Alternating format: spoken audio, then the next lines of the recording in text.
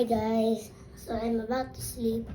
Tomorrow is my oral recitation sa Kuan, Math, tapos wa pa ko kabalo ang skip counting.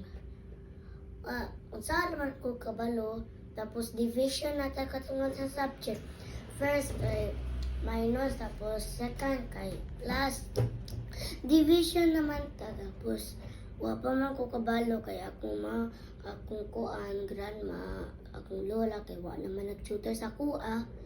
So, mo nang ni katong kuan ako mga vlog na kuan mga daily upload. Mag-post ko sa akong iPad katong long na video.